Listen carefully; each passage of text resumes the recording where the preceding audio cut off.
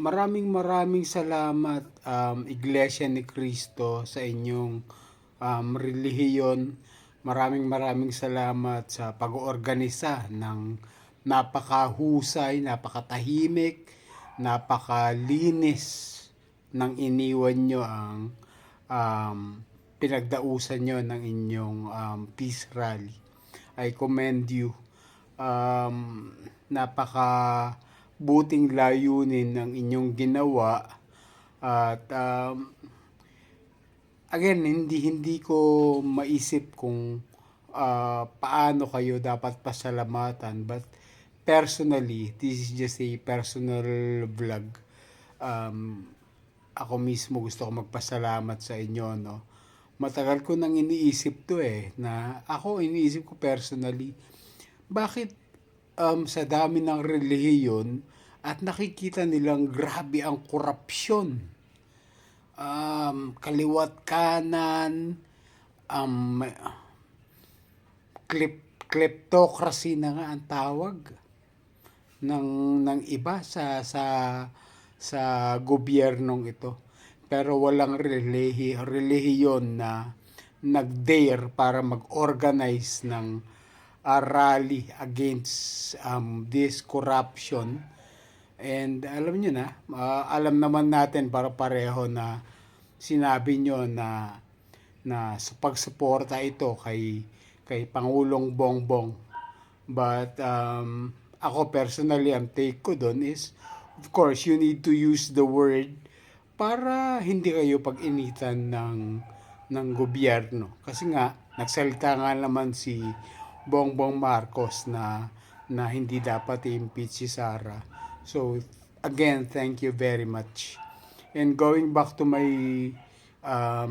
yung sinasabi ko kanina about religion, well, thank you again sa religion nyo. It's very commendable. I'm sure ipinanalangin nyo ang mga bagay na to, but ang pinagkaiba nyo ay yung panalangin nyo nilagyan nyo ng malupitang aksyon. At hindi lamang sa Metro Manila, Luzon, Visayas at Mindanao, inorganisan nyo ang inyong hanay at ipinaglaban nyo ang kapayapaan. So, thank you very much. At doon sa ibang religion dyan, kakahiyaan naman, meron pa naman tayong mga pastor di umano dyan sa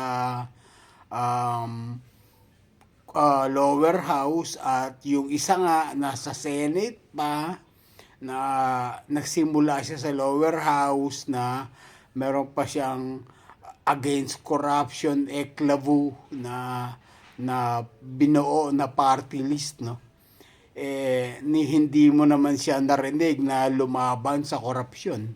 Well, nagsasalita siya once in a while, puna dito, pula doon, pero it's never enough.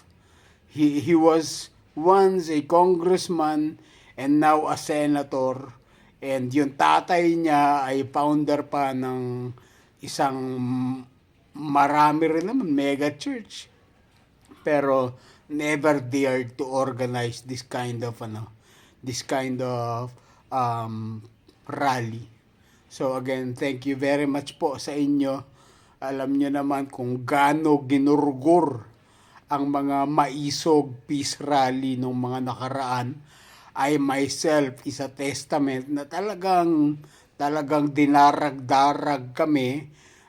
Nagpunta ako nun sa Bustos, Bulacan para lang malaman na wala pala akong dadatnan doon, no? Nanggaling pa ako sa lugar namin dito sa North Caloocan.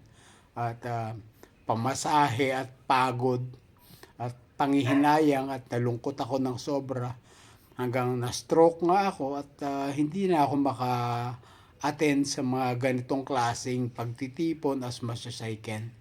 So again, thank you all very much. Kasi alam niyo naman kung gaano inaapi-api ang mga Pilipino kapag nagsasalita. At ang dami na nga nilang ginagawang pananakot, papatawag sa NBI, kung ano-ano pa. Napakarami po talaga. Alam naman natin yan, no? Hindi naman po tayo mga bulag. So again, thank you for showing your force. Natakot talaga sila, mga INC. Natakot sila sa inyo, sa bilang ninyo. At sa mga Pilipinong nakilahok, I also thank you. And sa mga, gusto ko lang pong explain yung side ko in as much as I want to join this kind of rally or organized group rallies. Medyo pinagbabawalan na po tayo ng doktor dahil again po na stroke tayo last July. So again, thank you all very much. Mabuhay po ang Pilipinas. Mabuhay po ang inyong relihiyon, ang inyong organisasyon. At gumawa po kayo ng history. At I'm sure maraming natuwa at matutuwa pa. At maraming salamat sa pagtatanggol sa bansang Pilipinas. Thank you again, Iglesia ni Cristo.